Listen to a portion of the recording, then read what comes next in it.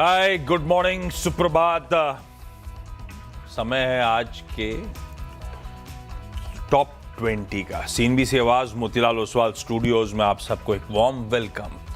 हमने पिछले हफ्ते फाइनली थोड़ा बहुत रिस्पाइट प्ले आउट होता हुआ देखा, क्योंकि बैक टू बैक पेन के बाद थर्सडे को एक रिवर्सल देखा और फ्राइडे को कंसोलिडेट करते हुए हम नजर आए।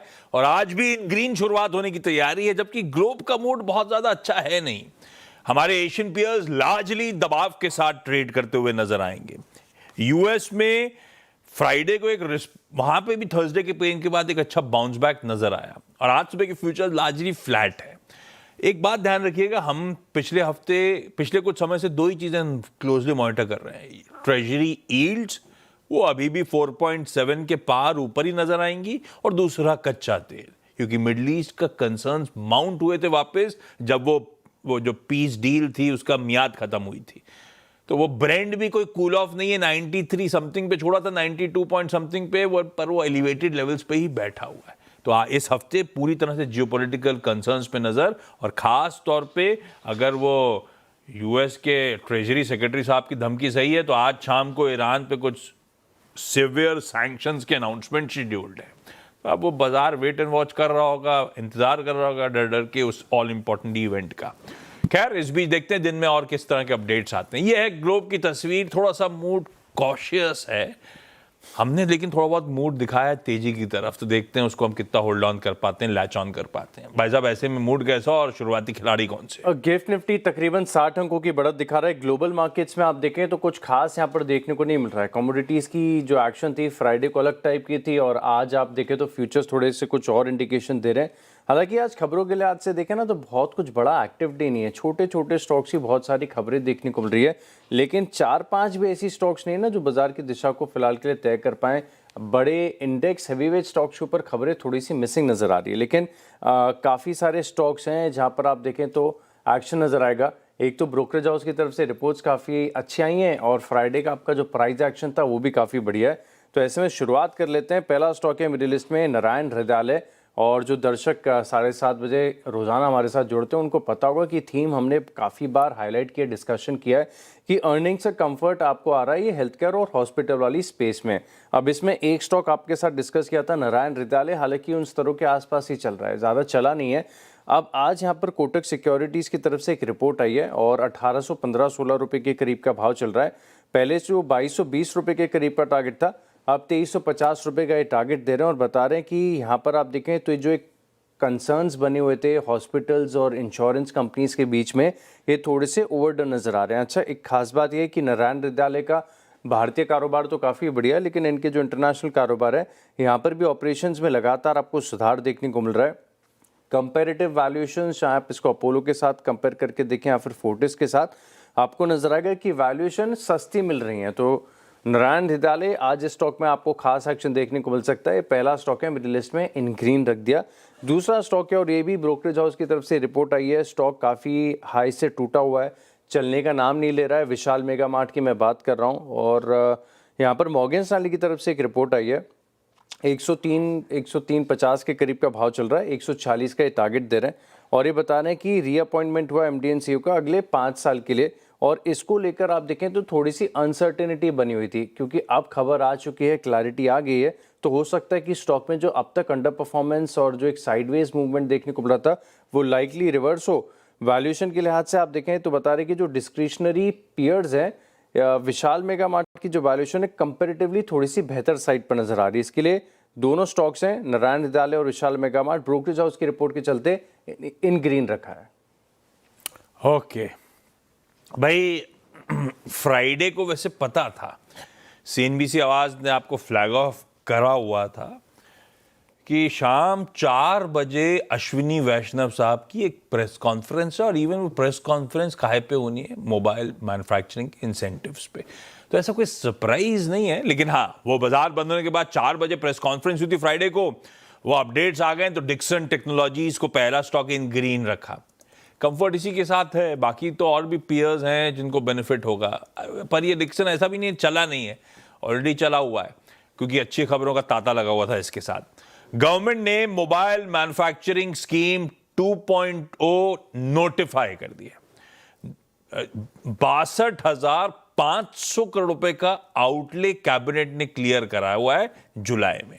ये मोबाइल पीएलआई जो थी ये मार्च 2026 में लैप्स हो गई थी, तो मैटर ऑफ टाइम था। अब ये जो नई mobile phone manufacturing scheme MPMS 2.0 है, ये 1 अप्रैल 2026 से रेट्रोस्पेक्टिवली इफेक्टिव हो गई। अब डिक्सन क्यों? क्योंकि मेरे ख्याल से लिस्टेड इंडियन कंपनीज में सबसे तगड़े बेनिफिट इसी को पर्कुलेट होंगे इस नोटिफिकेशन के जरिए, क्योंकि लार्जेस्ट कॉन्ट्रैक्ट मैन्युफैक्चरर है मोबाइल फोन्स का, ये असेंबली डिवाइसेस का।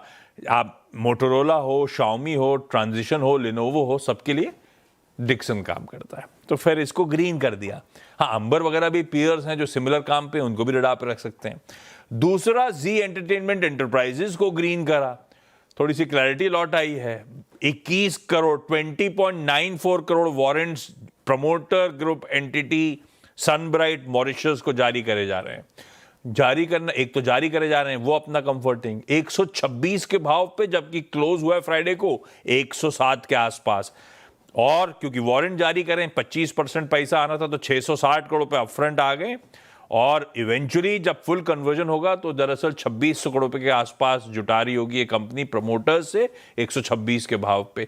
और सबसे इंपॉर्टेंट, प्रमोटर्स का स्किन इन द गेम क्योंकि इनकी शेयर होल्डिंग तो मिनिस्क्यूल से रह गई थी, तो वो जी एंटरटेनमेंट खबर तो अच्छी है, ग्रीन कर दिया है। जब फ्लैग ऑफ करने की बात थी तो इस प्लेटफॉर्म ने कंसर्न्स फ्लैग ऑफ भी करे थे। अगले दो कौन से भाई साहब? अगले दो स्टॉक में इन्फोसिस, यहाँ पर आप नजर रखिएगा। कॉस्पी को मैं देख रहा हूँ 2.5% की गिरावट देखने को मिली, और काफी महीनों से हम देख रहे हैं कि जो कन्वर्स कोरिलेशन है बिल्कुल कारगर साबित हो रहा है। हालांकि गिरावट ज्यादा नहीं है, 2.5% के आसपास की, लेकिन इन्फोसिस को अपनी लिस्ट में इन ग्रीन शामिल करने का एक एडिशनल कंफर्ट आ जाता है। अब दूसरी बात जिसके चलते इन्फोसिस को मैं अपनी लिस्ट में शामिल कर रहा हूँ, कारण ये है कि फुत्सी की रीबैलेंसिंग होनी है और 18 सितंबर को इसका एडजस्टमेंट होगा। हालांकि अभी काफ़ी समय बचा हुआ है, 21 सितंबर को आप देखें तो यहाँ पर ये जो बदलाव है लागू हो जाएंगे। और इन्फोसिस में आप देखें तो $57.4 मिलियन के इन्फ्लोज आपको देखने को मिल सकते हैं। सिर्फ एक इन्फोसिस स्टॉक नहीं है, लेंसकार्ट है, ग्रो है, भारतीय एयरटेल में और मीशो, इनफैक्ट सभी में देखें तो भारतीय एयरटेल में सबसे ज़्यादा फ्लोज हैं। लेकिन लग रहा है कि क्योंकि कॉस्ट भी नीचे है तो इन्फोसिस को अपनी लिस्ट में शामिल करना चाहिए, इन ग्रीन रखा हुआ है। अगला स्टॉक है मेरी लिस्ट में अपोलो टायर्स, यहाँ पर भी आप फोकस रखिएगा। और यूबीएस की तरफ से रिपोर्ट आई है, बहुत ही ट्रिकी रिपोर्ट है। अब इसको कैसे समझना है, किस चीज़ पर मार्केट रिएक्ट करेगा, कहना थोड़ा सा मुश्किल है। हालांकि जो टेक अवे मैं ले रहा हूँ ये मोस्टली पॉजिटिव साइड पर है। टारगेट प्राइस इन्होंने इंक्रीज कर दिया, पहले 580 रुपये के करीब पर टारगेट था, ज़्यादा नहीं, सिर्फ 10 रुपये से इन्होंने अपने टारगेट प्राइस को बढ़ाया। और ये बता रहे हैं कि जो निवेशक हैं थोड़े से ज़्यादा चिंतित हो रहे हैं रॉ मटेरियल के प्राइजेस को लेकर, फ्लक्चुएशंस को लेकर और मार्जिन्स को लेकर। हालांकि ये भी कह रहे हैं कि Q1 ठीक ठाक था, लेकिन Q2 में अगेन आपको थोड़ा सा मार्जिन एरोजन, थोड़ा सा मार्जिन प्रेशर देखने को मिल सकता है। लेकिन खास बात यह है कि इसकी जो ग्रोथ की ट्रेजेक्टरी अब तक देखने को मिली थी ये काफ़ी बढ़िया है। और Q2 एंड ऑनवर्ड्स ये जो मार्जिन को लेकर कंसर्न्स है ना, ये भी काफ़ी हद तक एड्रेस हो जाएंगे। यहाँ से अगर मार्जिन में बढ़त आ गई तो हो सकता है कि इनके कंसेंसस में एक अपसाइड रिस्क भी आपको देखने को मिले, यानी और 590 से ऊपर ये भी अपने टारगेट प्राइस को इंक्रीज करते हुए नजर आए। रिपोर्ट काफ़ी अच्छी है, इसके लिए अपोलो टायर्स स्टॉक को रख दिया इन ग्रीन। ओके, अगले दो में एक लार्ज ट्रेड हुआ था KDDL में। KDDL को पहले हम लोग जानते थे कमला डायल्स एंड डिवाइसेस लिमिटेड। ये दरअसल ईथॉस नाम की जो कंपनी लग्जरी वॉच वाली जो लिस्टेड है ना, उसकी पेरेंट है। KDDL में फ्राइडे को एक लार्ज ट्रेड में प्रणव शंकर साबू यानी कि इसके प्रमोटर ने 2.46 लाख शेयर्स बेचे हैं, तकरीबन 2.5 लाख शेयर्स 3,650 के भाव पे। क्रिस कैपिटल ने ये पूरा चंक तो नहीं, अपडेट है 1,32,000 शेयर्स क्रिस कैपिटल, असल में नाम है क्लैरिस कैपिटल 1। तो मैं ऐसी सर्च कर रहा था, ये मेरे ख्याल से पी फ्रॉम क्रिस कैपिटल का AIF है जिसने थोड़ा बहुत चंक 1.3 खरीदा है। इस KDDL का जरा साल का चार्ट रखिएगा। Ahead of this large trade massive moves बने हैं KDDL में। जब प्रमोटर्स ने ऑफलोड करा तो अब एक मार्की इन्वेस्टर चेक इन तो करा है, पर मैं थोड़ा सा कंफर्टेबल नहीं हूँ इस एलिवेटेड चाल के बाद स्टॉक, तो मैं इसको लाल ले जा रहा हूं प्रमोटर की सेलिंग के बीच में। बाकी एक मार्केट इन्वेस्टर गुस्सा है, पता नहीं और तेजी, फ्राइडे को भी अच्छी तेजी आ गई है, जहां ट्रेड हुआ उसके ऊपर चला गया है, तो आप सिर्फ वॉच पे रखिएगा, छोड़ दीजिएगा, बस अपडेट शेयर करना था। श्री रेणुका शुगर्स हाँ, शुगर रह रही कि तेजी भी दिखा रही है, कूल ऑफ भी हो रही है, क्योंकि अब वो फंस गया मामला। रिटेल दाम तो बढ़ ही रहे हैं, सरकार इंटरवीन कर रही है। इस बीच आईसीआईसीआई बैंक के पास अच्छी खासी होल्डिंग थी फाइनेंशियल इंस्टीट्यूशन के तौर पे, उसने ट्रिम कर दी अपनी होल्डिंग 20 अगस्त को, मेरे ख्याल से 2.7% के आसपास स्टेक श्री रेणुका शुगर्स में बेचा। और सरकार अभी भी एग्रेसिव है शुगर के दामों पे लगाम लगाने के लिए। थोड़ा सा कॉशियस रहेंगे स्पेस को लेकर। रीसेंट अप्रूव्स के बाद श्री रेणुका इस बीच में लाल रख दिया अपडेट के चलते। लास्ट दो कौन से सेगमेंट के? आखिरी दो स्टॉक है, बैंकिंग स्पेस के स्टॉक्स पर खास नजर रखिएगा। गिफ्ट निफ्टी थोड़ा सा कंफर्ट दे रहा है बैंकिंग में। निफ्टी बैंक में आप देखें तो स्ट्रेंथ आपको चार्ट्स पर नजर आएगी। अब बैंक ऑफ बड़ौदा ये स्टॉक खास है, हालांकि कुछ पीएसयू बैंक्स ऐसे हैं जहां पर कमजोरी में नजर आएगी। मिसाल के तौर पर फ्राइडे को आप पीएनबी का प्राइस एक्शन देखिए, गिरावट आई थी, लेकिन बैंक ऑफ बड़ौदा ये ऑलमोस्ट डेज हाई के करीब की क्लोजिंग है, लेकिन ज़्यादा बड़ा मूव नहीं था। राउंड फिगर 1% की तेजी देखने को मिली थी, और जिस स्ट्रक्चर के बाद इसमें एक ऑल टाइम हाई की क्लोजिंग देखने को, डेज हाई, माफ़ कीजिएगा, ऑल टाइम हाई नहीं, डेज हाई की क्लोजिंग देखने को मिली है। बैंक ऑफ बड़ौदा थोड़ा सा इंटरेस्टिंग है, और अगर आज बैंकिंग स्टॉक चल गए तो यहाँ पर आप नज़र रखिएगा। दूसरा स्टॉक है आरबीएल बैंक, और यहाँ पर आप देखें तो जब से एक कैपिटल इन्फ्यूजन की खबर आई है, इसके बाद से स्टॉक की तो लगभग पूरी तरीके से री रेटिंग हो चुकी है, और इसका जो टेक्निकल स्ट्रक्चर है काफ़ी बढ़िया है। हालांकि इसको थोड़ा सा जूम आउट करके लंबी अवधि का चार्ट आपको देना पड़ेगा, थोड़ा समय भी देना पड़ सकता है। ये सिर्फ ऐसे नहीं है कि मीडियम टर्म के लिए, शॉर्ट टर्म के लिए। इसमें स्टॉक में आप देखें ना तो पूरे री रेटिंग के ट्रिगर्स यहाँ पर नजर आ रहे हैं। इसी के चलते आरबीएल बैंक इस स्टॉक को भी रडार पर रखिएगा। ओके, अगले दो में दो फार्मास्यूटिकल कंपनीज रख दी। दरअसल अमेरिकी जो फूड एंड ड्रग एडमिनिस्ट्रेशन है, हमारे यहाँ भी छाया हुआ है, यूएस एफडीए वाले भी जोश में एकदम। कैप्लिन पॉइंट लेबोरेटरीज के प्लांट को अनअनाउंस्ड इंस्पेक्ट करा था 13 से 21 अगस्त के बीच में, और उसके बाद एक कंक्लूडिंग इंस्पेक्शन रिपोर्ट दे दी, जिसे अपन कहते हैं फॉर्म 483, जिसमें 10 ऑब्जर्वेशन सामने आए। 10 आपत्तियां अपने आप में ऐसा काउंट है कि स्टॉक पे नेगेटिव रिएक्शन आना चाहिए, पर माइल्ड रेड होना चाहिए। क्यों? क्योंकि इन 10 के 10 को मैं देख रहा था, कोई डेटा इंटेग्रिटी या शायद रिपीट वायलेशन नहीं है, इसीलिए सिर्फ माइल्ड रेड मान के चलिए। फिर अगला है नैटको फार्मा। इनके हैदराबाद के प्लांट को भी यूएसएफडी ने इंस्पेक्ट करा था। इनका फिनिश डोसेज फॉर्मुलेशन एफडीएफ प्लांट है। 4 आपत्तियां वहां पे भी सामने आई हैं। तो ठीक है, निगलिंग वरीज टाइप है, ऐसा कोई कंसर्न्स नहीं है। दोनों को लाली रखता हूं वरीज के नाम से, तो पर आप सिर्फ वॉच पे रखिए। 10-10 6 स्टॉक्स पूरे हो गए, ब्रेक के उस पर लौटे तो अगले। चलिए, ब्रेक के बाद आपका स्वागत है, और अगले 4 स्टॉक्स की बात कर ली जाए। अगला स्टॉक है मेरी लिस्ट में पॉलीकैब। यहाँ पर आप रखिएगा खास फोकस, और ये अब तक पहला स्टॉक है जो इन रेड में आपको बता रहा हूँ। थोड़ी सी वीकनेस यहाँ पर चार्ट्स पर नजर आ रही है, और बड़े रनअप के बाद कोई स्टॉक थोड़ा सा हल्की सी गिरावट के संकेत दिखाए तो एक ब्रीदर भी आ सकता है, थोड़े से करेक्शन भी देखने को मिल सकते हैं। और डेली चार्ट्स पर आप देखें तो फ्राइडे तकरीबन 2% की गिरावट के साथ एक ब्रेकडाउन यहाँ पर विजिबल हुआ है। तो पॉलीकैब अगर आज मार्केट थोड़ी सी गिरावट दिखाता है, ऑफ हाइज के एक्शन होते हैं, तो यहाँ पर फोकस रखिएगा। पॉलीकैब इसे इन रेड रखा है। दूसरा स्टॉक है वंडरला हॉलीडेज। यहाँ पर आप फोकस रखिएगा। शायद एक खबर भी आई है रेटिंग अपग्रेड की, लेकिन ये स्टॉक टेक्निकल तौर पर मेरे रडार पर आया, और आप फ्राइडे के स्टॉक्स का प्राइस एक्शन स्कैन करके देखेंगे तो आपको पता है कि ये जो टूरिज्म की है, हॉस्पिटैलिटी की थीम है, सब में काफ़ी बड़े मूव्स देखने को मिले थे। चाहे आप वंडरला को देखें, कामत होटल्स को देखें, या फिर बाकी के जो अन्य हॉस्पिटैलिटी स्पेस के जो स्टॉक्स हैं, सब में काफ़ी बड़ा मूव यहाँ पर देखने को मिला था। वंडरला ऑलमोस्ट 6% की तेजी है, लेकिन एक बहुत लंबी बड़ी गिरावट के बाद 6% का मूव है। ऑलमोस्ट चार्ज पर एक ब्रेकआउट के संकेत यहाँ पर देखने को मिले, और पिछले कई दिनों से मैं देख रहा हूँ कि मोर देन एवरेज वॉल्यूम्स के साथ इस स्टॉक में आपको खरीदारी देखने को मिल रही है। तो वंडरला हॉलीडेज हो सकता है कि डे 2 का एक्शन हो। इस स्टॉक को इन ग्रीन रखा है। ओके, अगले दो में एक तो पावर ग्रिड को इन ग्रीन रख रहा हूँ।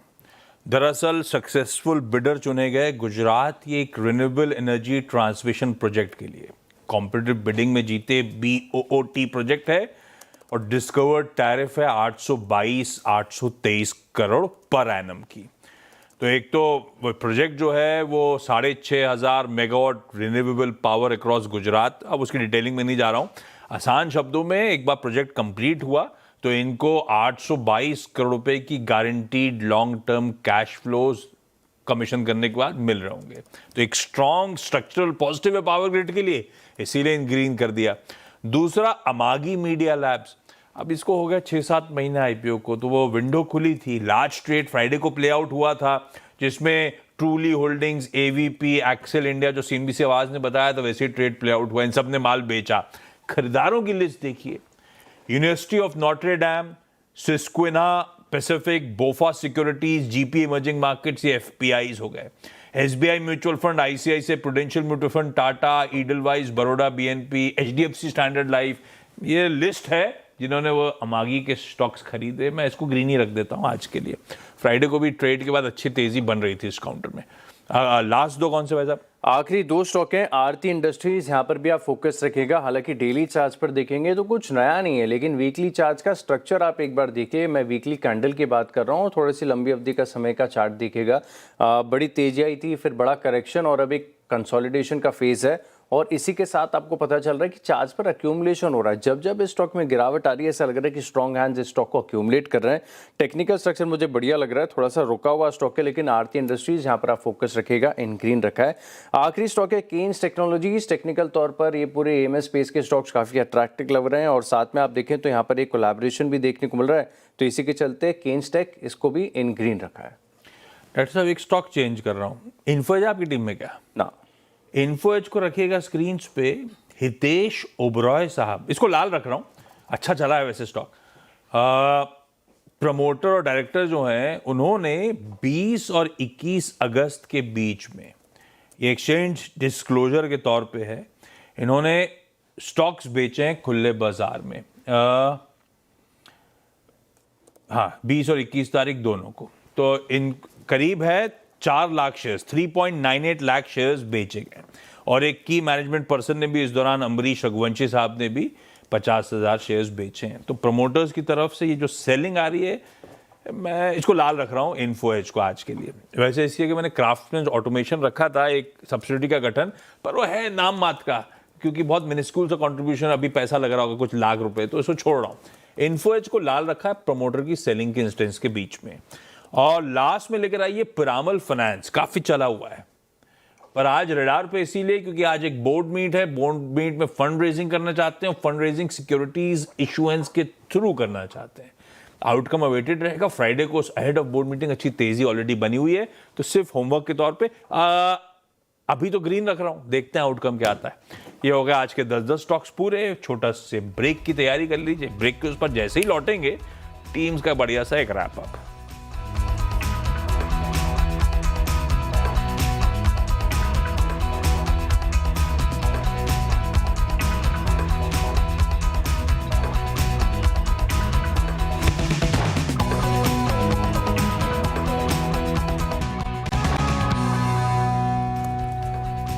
चलिए, ब्रेक के बाद आपका स्वागत है और अब देखते हैं 20 स्टॉक्स का रिकैप। शुरुआत मैंने की है नारायण हृदयालय के साथ, इसके अलावा विशाल मेगामार्ट स्टॉक पर भी खास नजर रखिएगा। इन्फोसिस यहाँ पर आपको फोकस रखना है, कॉस्पी में गिरावट देखने को मिल रही है। बाकी अपोलो टायर्स हैं, आरबीएल बैंक, एक पॉलीकैप स्टॉक ऐसा है जो थोड़ा सा टेक्निकल तौर पर कमजोर लग रहा है, वंडरला हॉलीडेज, आरती इंडस्ट्रीज और केन्स टेक्नोलॉजीज, इन स्टॉक्स को भी लिस्ट में शामिल करें।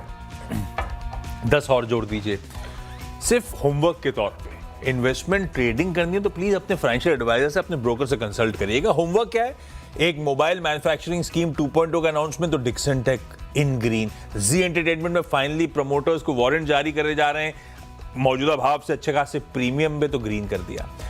KDDL प्रमोटर की selling, Shri Renuka sugars, ICICI bank ने चंक बेचा, कैप्लिन पॉइंट और नैटको फार्मा यूएसएफडीए की प्लांट रिलेटेड गाजगिरी। पावर ग्रिड के लिए अच्छी खबर थी, अमागी के लार्ज ट्रेड्स का अपडेट था, इसीलिए दोनों ग्रीन थे। इन्फोएज में फिर प्रमोटर्स की सेलिंग है ओबरॉयज की तरफ से, इसीलिए लाल रखा। और पिरामल फाइनेंस जो है आज बोर्ड मीट है, तो ahead of board meet green रख दिया। देखते हैं आउटकम क्या आएगा।